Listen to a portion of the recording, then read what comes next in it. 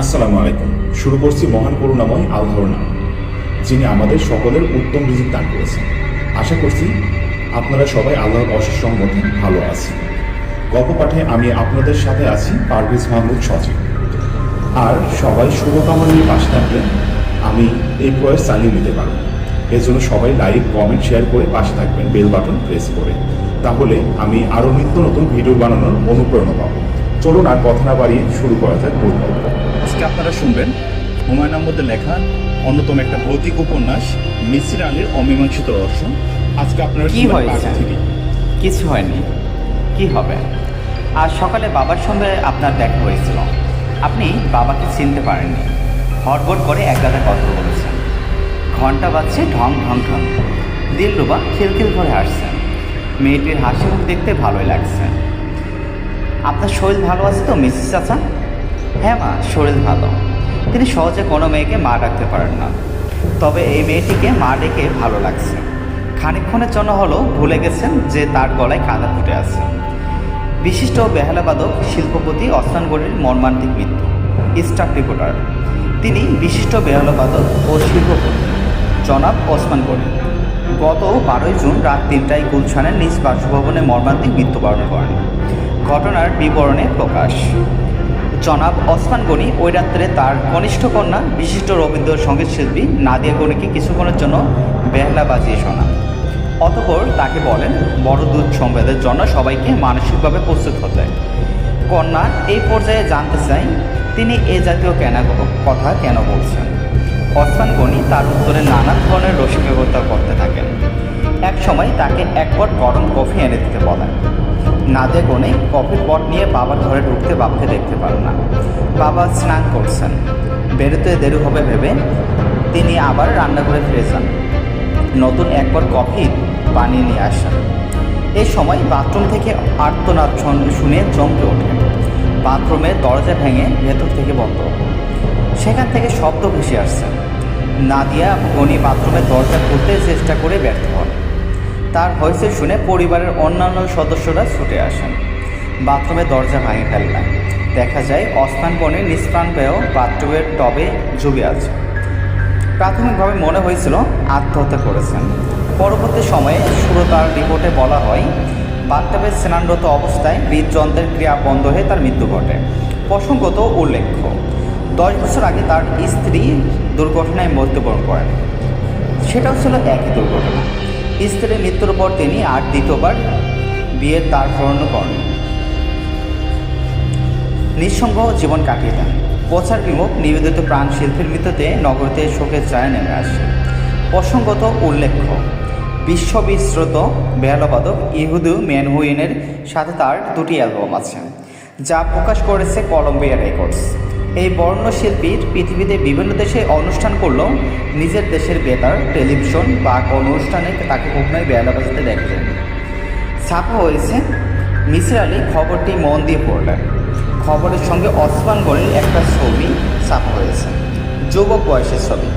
অন্তত সুপুরুষ একজন মানুষ। বড় বড় চোখ, সেই চোখে বিষণ্ণতা। পরক্ষণেই মনে হলো ভদ্রলোকের চোখ দুটি বিষণ্ণ। তার একটা মন গড়া অনুমান মানুষটা একজন বেহালাবাদক এবং মৃত।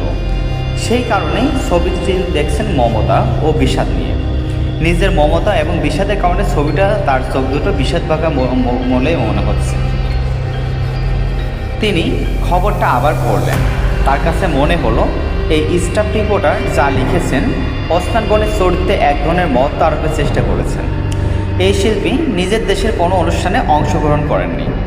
তার চরিত্রের এটা কোনো বড় দিক নয়। তিনি যা করেছেন তা দেশের মানুষের প্রতি অশ্রদ্ধা প্রদর্শন। বড় মাপের শিল্পীরা এ কাজ কখনো করবেন না। তাছাড়া ভদ্রলোক শুধু শিল্পী নন, শিল্পপতি।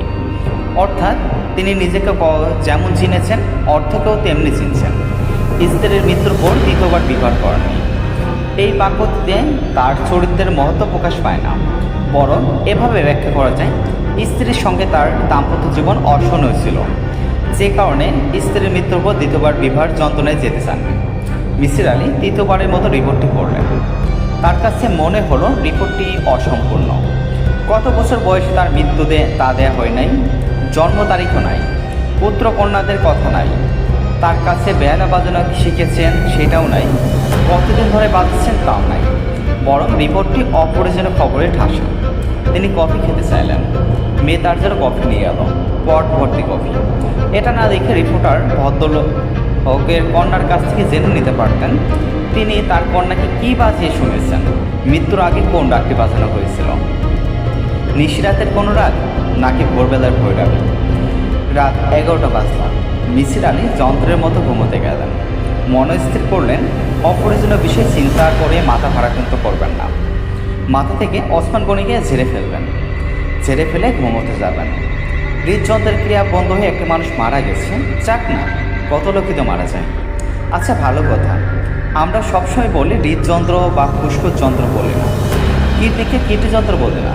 পত্রিকায় কখনো লেখা হয়নি অমুক কিডনি যন্ত্রের ক্রিয়া বন্ধ হয়ে মৃত্যুবরণ করেছেন। আবেগ ও অনুভূতির সঙ্গে থাকে, এক করে দেখা হয়। যে হৃৎপিণ্ড তো আমরা বলছি যন্ত্র, কোনো মানে হয় না। রাত 11টা বেজে গেছে। মিসির আলী ঘুম এলো না, মাথা গরমেই উত্তপ্ত হচ্ছে। তার ঘুমানো প্রয়োজন, রাত জাগার জন্য একেবারেই নিষিদ্ধ। তিনি বিছানা থেকে নামলেন, 10 মিলিগ্রামের 2টি ফ্রিজিয়াম খেলেন। মশারির ভেতরে ঢুকতে গিয়ে ঢুকলেন না। ঘরের দরজা খোলা রেখে বাড়িওয়ালাকে সদর দরজায় কলিং বেলে টিপলেন। বেশিক্ষণ টিপতে হলো না। বাড়িওয়ালা অদূত সাহেব নিজেই উঠে এলেন, দরজা খুললেন। বিস্মিত গলায় বললেন, কী ব্যাপার? একটা টেলিফোন করব। অবশ্যই করবেন। কি হয়েছে বলুন তো? কারো অসুখ বিসুখ? যে না, অসুখ বিসুখ না, একটা ব্যাপার নিয়ে মস্তিষ্ক উত্তেজিত হয়ে আসছে। টেলিফোন না করা পর্যন্ত স্বস্তি পাবো না, রাতে ঘুমাতে পারবো না। আসুন, ভেতরে আসুন। একটা কেন, 100টা টেলিফোন করুন। নাম্বার কি বলুন, আমি ডায়াল করে দিচ্ছি। নাম্বার জানি না, বের করতে হবে। ওসমান গনির কন্যা নাদিয়া গনির সঙ্গে কথা বলতে চাই। এরা কারা? আজকের খবরের কাগজ পড়েছেন? না। তাহলে কীভাবে চিনবেন? চেনার দরকার নেই। আমি আপনাকে ঘুম থেকে তুলেছি, তা তুলেছেন। আমি 10টার মধ্যে ভ্রমণ করি, এটা কোনো ব্যাপার না। আপনি তো আসেনই না। আপনার সঙ্গে কথা বললেই ভালো লাগে। চাটা কিছু খাবেন? খাবো। রাত 2টোর সময় টেলিফোন পেয়ে কোনো এক তরুণীর মধ্যে গলায় বললেন। এটা আশা করা যায় না, কিন্তু মিসির আলীকে অবাক করে দিয়ে নাদিয়া কোনো মিষ্টি গলায় বললেন, আপনি কে? আমার নাম মিসির আলী। কিছু মনে করবেন না, আমি এমনভাবে নাম বলছেন যেন শুনলেই আমি আপনাকে চিনে ফেলতাম, কিন্তু আমি আপনাকে চিনতে পারছি না। পরিচয় দিলেও চিনতে পারবেন না। কিছুক্ষণ আপনার সঙ্গে কথা বলতে চাই। অবশ্যই পারেন। রাত 2টোর সময় যখন টেলিফোন করছেন, নিশ্চয়ই কোনো জরুরি প্রয়োজনে আছে। কি বলতে চাই বলুন। মিসির আলী চট করে কোনো কথা খুঁজে পেলেন না। আসলে টেলিফোনটা করা হয়েছে ঝোঁকের মাথায়। কি বলা হবে কিছুই ভাবা হয়নি। নীরবতায় নাদিয়া গনি অধৈর্য হলেন না। শান্ত গলায় বললেন, টেলিফোনে কথা বলতে কি আপনার অস্বস্তি বোধ হচ্ছে? আমি আপনাকে চিনি না, কখনো নাম শোনেনি। আপনার সঙ্গে এমন কোনো কথা থাকতে পারে বলে আমার জন্য আপনি অস্বস্তি বোধ করবেন? অস্বস্তি বোধ করছে না। কি বলবো, গুছিয়ে উঠতে পারছে না। তাহলে এক কাজ করুন, ভালো মতো গুছিয়ে একদিন টেলিফোন করুন, এবং দয়া করে রাত 2-3 নয়।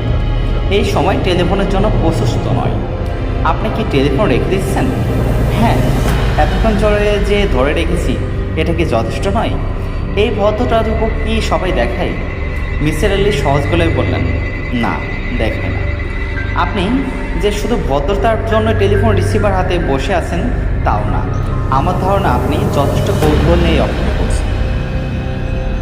আপনার এরকম মনে করার কারণ কি?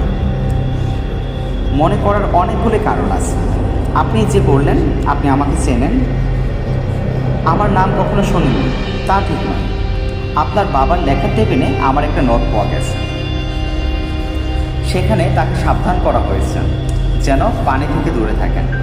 শুধু এই কারণেই আপনার আমার নাম মনে থাকার কথা। তার উপর পুলিশের কাছে আপনি অবশ্যই শুনেছেন যে ওসমান গনি নিয়ে আমার কাছে গিয়েছিল। ঘটনাটা তো অদ্ভুত। গত 4 দিন ধরে দিনরাত পুলিশ আমার বাসার দিকে লক্ষ্য রাখছে। এ তথ্য অবশ্যই আপনার জানা থাকার কথা। তারপরেও আপনি যে মিথ্যা বলছেন, আপনি কখনো আমার নাম শোনেন। মিসির আলী দম নেগার জন্য থামলেন। নাদিয়া গনি শীতল গলায় বললেন, আপনি এত দ্রুত কথা বলছেন কেন? আপনার সব কথা আমি বুঝতে পারছি না, একটু স্লোলি বলুন। মিসির আলী বললেন, গভীর রাতে টেলিফোন করে বিরক্ত করার জন্য আমি দুঃখিত। আমি ক্ষমা প্রার্থনা করছি, পরে আপনার সঙ্গে কথা বলবো। নাদিয়া গনি হালকা গলায় বললেন, আমি গাড়ি পাঠাচ্ছি, আপনি আসুন, কথা বলবো। এখনই পাঠাচ্ছেন? হ্যাঁ, এখনই। আপনি তো জেগেই আছেন, আসতে অসুবিধা আছে? না, অসুবিধা নেই। নাদিয়া গনি হাসি মুখে বললেন, আসুন। তার কথা বলার ভঙ্গি সহজ ও স্বাভাবিক। গভীর রাতে বাড়িতে অতিথি আসে যেন নৈমিত্তিক ব্যাপার, প্রায়ই আসে। মেয়েটি পরনে শাড়ি খুব পরিপাটি, কিছুদিন আগেই মুখ হাতে হালকা গায়ে ক্রিম লাগানো হয়েছে। এত রাতেও তার মুখে একটা স্নিগ্ধ আভা। রাতে জাগরণের ক্লান্তি কোথাও নেই। চুল বেনি করা নয়, ছেড়ে দেওয়া। এত চুল মিসির আলী আগে কখনো কোনো মেয়ের মাথায় দেখেন। সবুজ রং সম্ভবত মেয়েদের প্রিয় রং। আজও সবুজ শাড়ি পরা, বয়স হবে 25-এর মতো। হতে পারে এর বেশিও হতে পারে। গান গাওয়া ছাড়া সে আর কী করে? পড়াশোনা কোন পর্যন্ত করেছে? মেয়েটি কি বিবাহিতা? অনেক কিছু জানতে ইচ্ছা করছে।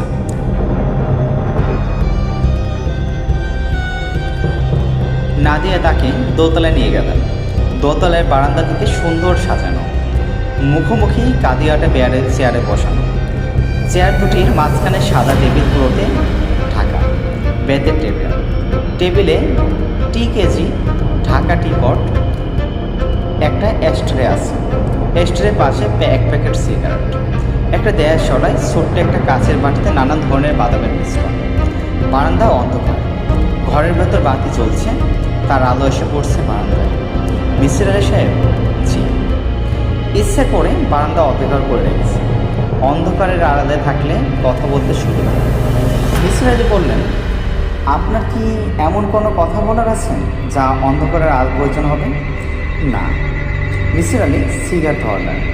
মেয়েটি মিসির আলীকে খানিকটা অবাক করে দিয়ে সিগারেট নিল। সিগারেট ধরল অনারি ভঙ্গিতে নয়, অভ্যস্ত ভঙ্গি। আপনি কি আমার সিগারেট খাওয়া থেকে অবাক হচ্ছেন? খানিকটা হয়েছে। চা নেন, খুব ভালো চা। কীভাবে বানিয়েছি জানেন? 60% বাংলাদেশি চা, 40% দার্জিলিং চা। খুব সামান্য জাফরানও দেওয়া হয়েছে। মিসির আলী চা নিলেন। তার কাছে আহামরি তেমন কিছু মনে হলো না। চিনি কম হয়েছে, আর একটু বেশি হলে ভালো হতো। চিনি চাইতে ইচ্ছা করছে না, আশেপাশে কোনো কাজের লোক দেখা যাচ্ছে। চিনি চাইলে হয়তো এই মেয়েটিকে উঠে যেতে হতে পারে। মিসির আলী সাহেব? জি। প্রথমে আপনার ভুল ভাঙিয়ে দেওয়া দরকার। আপনার ধারণা হয়েছে আমার বাবার লেখা নোটবুক আমি দেখেছি। এটা সত্যি নয়। বাবার মৃত্যু আমার জন্য আপসেটিং ছিল। আমাকে প্যানিক ড্রিম ইঞ্জেকশন দিয়ে ঘুম পাড়িয়ে রাখা হয়েছিল। পুলিশ আর আসে টেবিলের সব কাগজপত্র নিয়ে গেছে। সেখানে কী লেখা ছিল বা কী লেখা না ছিল আমি কিছু জানি না। আপনার কাছে এক লোক গিয়ে বলেছে ওসমান গনি, এই তথ্য আমাকে বলা হয়। আমি পুলিশকে বলে দিয়েছি বাবার মৃত্যু সম্পর্কিত কোনো কিছু নিয়ে আমাকে বিরক্ত না করার। তারা তা করছে।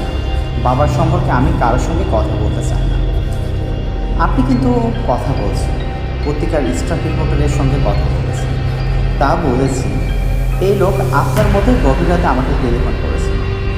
গভীর রাতে কেউ স্টাফ টেলিফোন করলে আমি সাধারণত কথা বলি। কেন? আপনি অনুমান করুন। আপনার অনুমান শক্তি প্রবল, পরীক্ষা হয়ে যাবে। মিসির আলী চায়ের কাপ নামিয়ে রাখতে রাখতে বললেন, আপনি কি করে জানেন আমার ধারণা ও অনুমান শক্তি প্রবল? আপনার কাছে এই দাবি আমি করিনি। পুলিশ ইন্সপেক্টর রবীন্দ্রের সঙ্গে কথা বলেছি। রাত 2টায় আপনাকে টেলিফোন পাওয়ার পর আমি ইন্সপেক্টর রকিবউদ্দিন সাহেবকে টেলিফোন করি।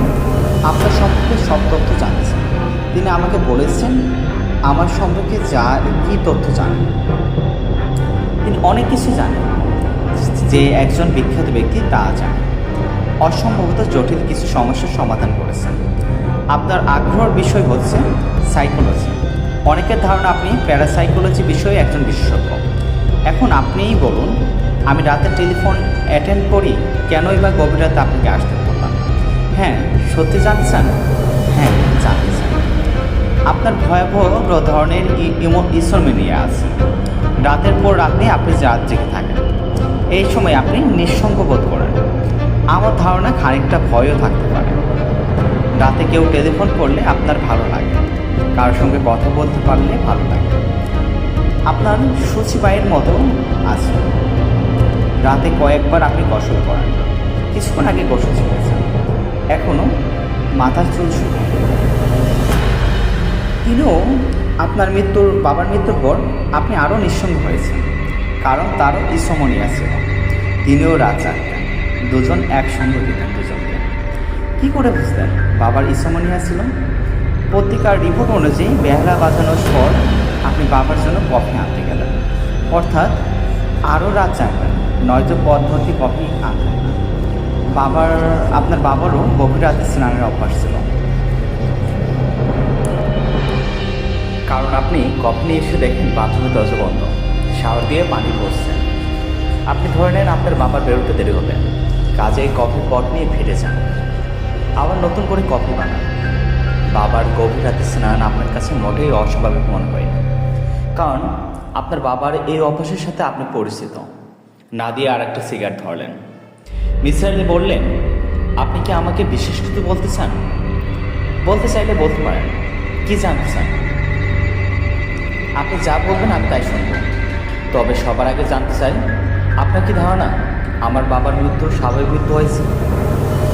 ডাক্তার তাই বলছেন, আপনার কি ধারণা? নাদিয়া আটকা সিগারেট ছুঁড়ে ফেলে দিয়ে বললেন, আমার ধারণা বাবা আত্মহত্যা করেছে। কেন তাও আমি জানি। আমার মা আত্মহত্যা করেছিলেন, তার মৃতদেহ বাথরুমের বাথরুমে পাওয়া যায়। মা বিখ্যাত কেউ ছিলেন না, তার মৃত্যু সংবাদ পত্রিকায় আসে নাই। তিনি কত বছর আগে মারা যান? জুন মাসের 21 তারিখে, 9 বছর আগে। আপনার বাবার ইসমনিয়া কি আপনার মায়ের মৃত্যুর পর থেকে শুরু হয়েছে? না, আগেও ছিল, তবে মার মৃত্যুর পরে বেড়েছে। আপনি কি চান বাবার মৃত্যু সংগত বিষয়টা নিয়ে আমি চিন্তা ভাবনা করি? আমি চাই না। কি ঘটেছে আমি জানি, আমি খুব ভালো করে জানি। আমার বুদ্ধি অন্যের চেয়ে কম, আপনার চেয়ে কম, তা মনে করার কারণ নেই। আমি তা মনে করছি না। নাদিয়া হাত গড়িতে সময় দেখলেন, হাই তুলতে তুলতে বললেন, 4:20। এই সময় আমি ঘুমেতে যাই। গাড়ি তৈরি আছে, আপনাকে পৌঁছে দেবেন। আপনার সঙ্গে কথা বলে আমার ভালো লেগেছে, তবে আর কথা বলতে চাচ্ছি না, কোনো দিনে না। দয়া করে আর কখনো আসবেন না, এবং কখনো আমাকে বিরক্ত করবেন না। মিসির আলী উঠে দাঁড়াতে বললেন, আপনার এমন কোনো আত্মীয় স্বজন কি আছেন যার 3টা দাঁত সোনা দিয়ে বাঁধানো? নাদিয়া গলার স্বর একটু তীক্ষ্ণ করলেন। সোনা দিয়ে দাঁত বাঁধানো কেউ কি আপনাকে এসে বলেছিল আমি ওসমান বলি? জি, সোনা দিয়ে দাঁত বাঁধানো এমন কাউকে আমি চিনি না। আমার ধারণা বাবা কাউকে পাঠিয়েছিলেন। বাবার মধ্যে এক ধরনের অভিনয় প্রবণতা ছিল। আমি যখন খুব ছোট তখন আমি বাবাকে রাক্ষস এসে আমাকে ভয় দেখেছিলাম। এরকম কিছু হবে। সব মানুষের মধ্যে কিছু পরিমাণ ইনোসেন্ট থাকে। আচ্ছা, আমি তাহলে আজকে উঠি। পুলিশের লোক কি এখন আপনার বাড়ির সামনে দাঁড়িয়ে থাকে? আর থাকবেন, আমি সেই ব্যবস্থা করব। আসুন আপনাকে বাড়ি পর্যন্ত এগিয়ে দিয়ে আসি। গাড়িতে ওঠার ঠিক আগের মুহূর্তে মিসির আলী বললেন, শেষবার বেহালায় আপনার বাবা কি বাজিয়েছিলেন, অর্থাৎ কোন রাগ? উনি একটা ঘুমপানি গানের সুর বাজিয়েছিলেন। ওর নিজের খুব প্রিয় সুর, আমারও প্রিয়, একটা চেক লোকগীতের সুরে লাল ভাই। বলতে বলতে নাদিয়ার চোখ ভিজে উঠল। মিসির আলী বললেন, আপনার সম্পর্কে তেমন কিছু জানি না, আপনি পড়াশোনা কতদূর করছেন? নাদিয়া বললেন, আমি আপনার আর কোনো প্রশ্নেরই জবাব দেব না। এটা কি অস্বীকার বাবুর বাড়ি? দরজা ধরে একটা মেয়ে দাঁড়িয়ে আছে।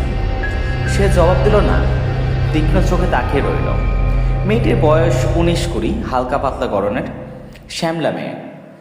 তার চোখ দুটি অপূর্ব তীক্ষ্ণ দৃষ্টিতে তাকিয়ে থাকে, চোখ নয়, কিন্তু মেয়েটি এক দৃষ্টিতে তাকিয়ে রয়েছে। মিসির আলী বললেন, অস্বীকার বাবু কি আমার সঙ্গে প্রয়োজন? আমার নাম মিসির আলী, আমি আপনাকে চিনি। তাই বলছি, তাহলে তো ভালোই হলো, লোকজন আমাকে চিনতে শুরু করছে। এটাই সমস্যা। তোমার নাম কি? অতসী। অতসী, তোমার বাবা কি আছেন? মেয়েটি জবাব দিল না, দরজা ধরে দাঁড়িয়ে রইল। মিসির আলী নিশ্চিন্ত হলেন অশিক্ষাবাবু বাড়িতেই আছে। তবে অতসী যে তা স্বীকার করবে না, মিথ্যা বলবে বাবু বাড়ি নেই, মেয়েটি দেখে মনে হচ্ছে মিথ্যা বলার অভ্যাস এখনো হয়নি। মিথ্যা বলার আগে নিজের সঙ্গে যুদ্ধ করতে হচ্ছে। মিসির আলী মেয়েটির বিপদ থেকে উদ্ধার করলেন, হাসি মুখে বললেন, উনি বোধহয় বাড়ি নেই।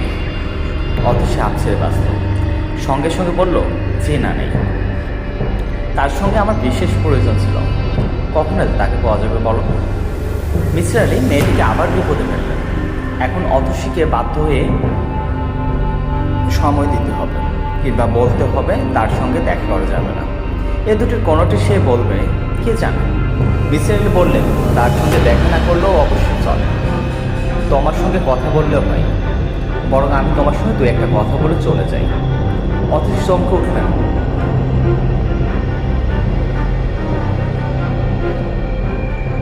আমার সঙ্গে কি কথা? তুমি কথা বলতে না চাইলে বলতে হবে না, আসুন ভেতরে আসুন।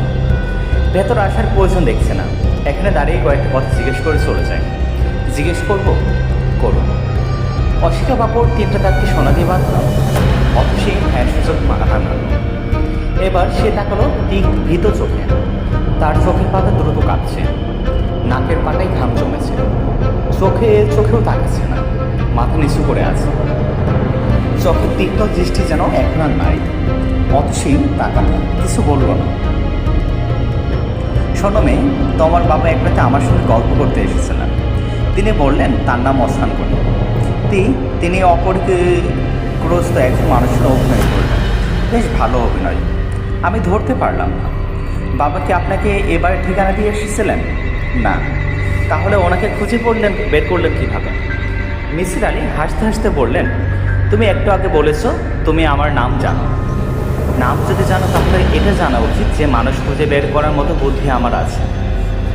কি করে বের করছি জানতে চাও? অতসী হ্যাঁ সূচক মাথা নাড়ল।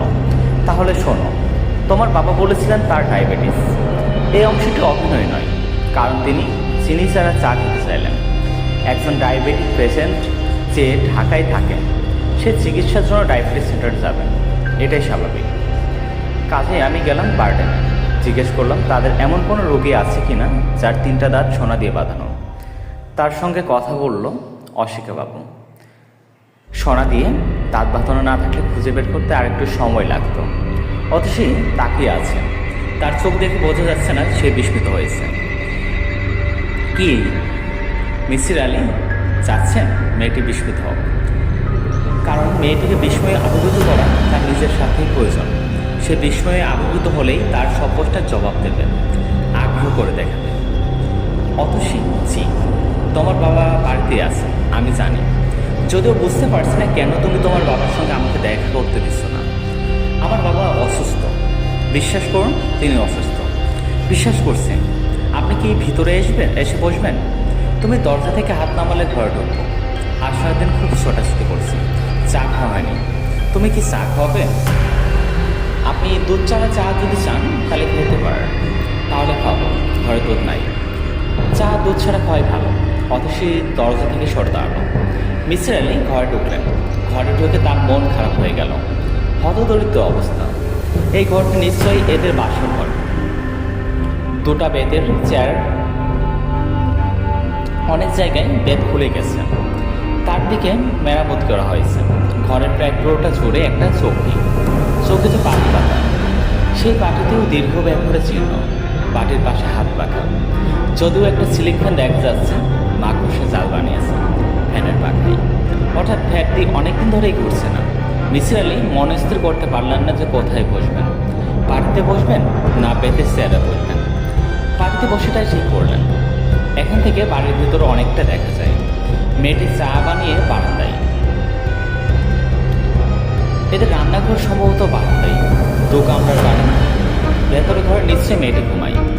বসের ঘরে থাকেন অশিকা বাবু। ভদ্রলোক পেশা কি তা বোঝা যাচ্ছে না। চটপট ধরনের কথাবার্তা এবং গল্প তৈরি করে বিশ্বাসযোগ্য গলায় ক্ষমতা থেকে 2 ধরনের সম্ভাবনা মনে হয়। 1, ভদ্রলোক পেশায় দালালি করা। 2, ভদ্রলোক একজন জ্যোতিষী হওয়ার সম্ভাবনাই বেশি, কারণ তার হাতে পাথরের আংটি। তবে জ্যোতিষীরা নানান নিদর্শন ছড়িয়ে রাখে, রাস্তান সাইড করতেন। জ্যোতিষ সম্রাট অস্বীকারচরণ কর গণনা কোষ্ঠী বিচার করা হয়। অতসী চায়ের কাপ হাতে দিয়ে ঘরে ঢুকল। মৃদু গলায় বলল, চা নেই। মিসির আলী চায়ের কাপ হাতে নিলেন। অতসী ক্ষীণ গলায় বলল, ঘরে চিনিও নেই। চিনি ছাড়া চা। আপনি কিছু মনে করবেন না। বাবা চায়ে চিনি খান না, কাজে চিনি কেনা হয় না। অতসী, তুমি বসো। অতসী বেতে চেয়ারে বসলো। মিসির আলী বললেন, তোমার মুখ দেখে মনে হচ্ছে তুমি চিনি ছাড়া চা দিয়ে তুমি মন খারাপ করছো। মন খারাপ করার কিছু নাই। আমি চায়ে চিনি দুধ কিছুই খাই না। মেয়েটি বলল। মিসির আলী বললেন, তুমি আর তোমার বাবা দুজন এখানে থাকো? হ্যাঁ। তোমরা কো ভাই বোন? আমি একা। তোমার মা জীবিত নেই? না। কতদিন আগে মারা গেছেন? 1600 বছর আগে। কি করেন তোমার বাবা? তিনি নবীনগর গার্লস স্কুলের অধ্যক্ষ ছিলেন, অঙ্কের। রিটায়ার করছেন। আগে প্রাইভেট পড়াতেন, এখন আর পড়ান না। অসুস্থ। কদিন ধরে অসুস্থ? 2 বছর। খুব অপ্রিয় একটা প্রশ্ন করছে অতসী। তো আমাদের চলে কীভাবে? অতসী জবাব দিল, স্থির চোখে তা এগিয়ে রইল। মিসির আলী পরিস্থিতি স্বাভাবিক করার জন্য বললেন, আমি ভেবেছিলাম তোমার বাবা একজন জ্যোতিষী। তিনি যে স্কুলের শিক্ষক আমি বুঝতে পারিনি। অতসী যন্ত্রের মতো গলায় বলল, আপনি ঠিকই অনুমান করেছেন। বাবা মাস্টারি পাশাপাশি জ্যোতিষী চর্চা করতেন বলছো কেন? এখন করে না? শখের চর্চা। শখের চর্চা না, তিনি টাকা নিতেন। ও আচ্ছা। রোজগার কেমন ছিল? তার রোজগার মোটামুটি ভালোই ছিল। তিনি রোজগার যেমন করতেন, খরচই তেমনই করতেন। আপনি নিশ্চয়ই তার হাতের আংটি লক্ষ্য করছেন। একটি আংটি হচ্ছে নিদার। বিক্রি করলে অনেক টাকা পাওয়ার কথা। বিক্রি করছো না কেন? আমার মনে হয় বিক্রি করার মতো পরিস্থিতি আমাদের তৈরি হয়েছে। অতসী জবাব দিল না। মিসির আলী বললেন, কাগজ কলম আনো তো, আমি আমার বাসার ঠিকানা লিখে দিতেছি। তোমার বাবা সুস্থ হলে আমাকে খবর দিও, আমি তার সঙ্গে দেখা করবো। হাতটা না হয় দেখাবো। আপনি হাত দেখায় বিশ্বাস করেন? না, করে না। অতিপ্রাকৃত কোনো কিছুতেই বিশ্বাস করি না। তাহলে বাবাকে হাত দেখাতে চাচ্ছেন কেন? কৌতূহল আর কিছুই না। আমি ভূত বিশ্বাস করি না, কিন্তু কেউ যদি বলে আমার বাসায় একটা পোষা ভূত আছে, দড়ি দিয়ে খাটের পায়ের সঙ্গে বেঁধে রাখে, তাহলে আমি অবশ্যই ওই ভূত দেখতে যাব। মিসির আলী উঠে দাঁড়ালেন। অতসী তাকে দরজা বন্ধ এগিয়ে দিল। মিসির আলী বললেন, যাই। মেয়েটি কিছুই বলল না। রাস্তায় নেমে মিসির আলী পিছনে ফিরে তাকালেন। অতসী এখনো দরজা ধরে দাঁড়িয়ে আছে। একটা বিশেষ জরুরি কথাই মিস করে জিজ্ঞেস করতে ভুলে গেছে। অসংকনে রেগে মেয়েটি চেনে না। তিনি ফিরে এলেন। মেয়েটি দরজা ধরে দাঁড়িয়ে আছে। সেও জানে মিসির আলী ফিরে আসবেন। অতসী, জি। তুমি কি ওসমান গনি সাহেবকে চেনো? অতসী চুপ করে রইল। মিসির আলী জবাবের জন্য 2 মিনিট অপেক্ষা করলেন। আর অপেক্ষা করার অর্থ হয় না। মেয়েটি মুখ খুলবে না। অতসী, বলুন। আমার ঠিকানাটা হারাবে না, যত্ন করে রেখে দিও। আমি অপেক্ষা করব তোমাদের জন্য। আমি তোমাদের সাহায্য করতে চাই। ঠিক তখনই ভেতর থেকে পশুর গর্জনের মতো গর্জন শোনা গেল। কেউ একজন মনে ভারী কিছু ছুঁড়ে ফেলল। মিসির আলী বললেন, তোমার বাবাকে কি তালাবদ্ধ করে রাখা হয়েছে? অতসী হ্যাঁ না কিছুই বলল না। মেয়েটি স্থির চোখে তাকিয়ে আছে। একবারও চোখের পলক ফেলছে। মিসির আলী পথে নামতে নামতে ভাবলেন, মানুষ সেকেন্ডে কবার চোখের পলক ফেলে?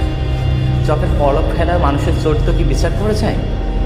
যেমন সেকেন্ডে 5 বারের বেশি পলক ফেলায় সে হবে রাগী, 3 বারে কম ফেললে সে হবে ঠান্ডা মানুষ। কেউ কি চেষ্টা করছে? 1 সপ্তাহ কেটে গেল। কেউ মিসির আলীর সঙ্গে দেখা করতে এলো না। আর বোধহয় আসবেও না। আসবার হলে প্রথম 2-3 দিনের ভিতরেই আসতো। 8ম দিনে মিসির আলী নিজেই গেলেন। অনেকক্ষণ দরজায় কর্নার পর একটা বাচ্চা ছেলে দরজায় খুলল। মিসির আলী বললেন, অতসী আছেন? ছেলেটি হাসি মুখে বলল, আমরা নতুন ভাড়াটে, তারা চলে গেছে। কোথায় গেছে জানো? না। আচ্ছা, আশ্চর্য ব্যাপার। মিসির আলী কেন যেন নিশ্চিন্ত বোধ করছেন। বড় ধরনের ঝামেলা মাথার উপর থেকে নেমে গেলে যে অস্বস্তি বোধ হয়, সে ধরনের একটা স্বস্তি। শরীরটা খারাপ হবার পর থেকে তার এক ধরনের অস্থিরতা দাঁড়িয়ে দিচ্ছে। চাপ শব্দ করতে পারছিল না। ওসমান গনি, অশিকাচরণ, এই দুজনেরই ব্যাপারটা তার উপর চাপ দিচ্ছিল। এখন মনে হচ্ছে চাপ থেকে মুক্তি পেলেন। আর ভাবতে হবে না, আসি। চাপ দিচ্ছিল। 80 লাখ লোকের এই বাস, এই শহরে 80 লাখ লোকের ভেতর কেউ যদি হারিয়ে যায় তাকে খুঁজে বের করা মুশকিল। আর দরকারি বাকি মিসির আলী রিক্সা নিলেন। হালকাভাবে বৃষ্টি পড়ছে, কুয়াশার মতো। ভিজতে ভিজতে ঘরের দিকে রওনা হয়েছেন। তার ভালো লাগছে, বৃষ্টি বাড়ছে, কিন্তু হুড তুলতে বা প্লাস্টিকের পর্দায় শরীর রাখতে তার ভালো লাগছে না। রাস্তার লোকজন আগ্রহ নিয়ে তাকে দেখছে। একটা মানুষ রিক্সায় বসে ভিজছে, এগোচ্ছে। রিক্সাওয়ালা ধমকে সরে বললেন, হুড তোলেন, ভিজছেন কেন? মিসির আলী জবাব দিলেন, রিক্সাওয়ালা রাস্তার পাশে রিক্সার সামনে বিরক্ত মুখ হয়ে হুড তুলতে লাগলো। হুড থাকা সত্ত্বেও এত বড় রিক্সায় ভিজছে, ভিজতে যাবে তার সহ্য হচ্ছে না। সে হয়তো সূক্ষ্মভাবে অপমানিত বোধ করছে। রিক্সা আবার চলতে শুরু করলো। মিসির আলী ভাবতে শুরু করলেন, কী করে এই অশিকাচরণকে খুঁজে বের করা যায়। কাজটি কি জটিল? তার কাছে মনে হচ্ছে না। ভদ্রলোক যে বাড়িতে ছিলেন বাড়ির মালিক জানতে পারে নতুন বাড়ির ঠিকানা। গল্পটি আপনাদের কেমন লাগলো তা কমেন্ট করে জানাতে একদম ভুলবেন না। তাহলে আমি আরও নিত্য নতুন গল্প বলার অনুপ্রেরণা পাবো। আশা করি সবাই ভালো থাকবেন।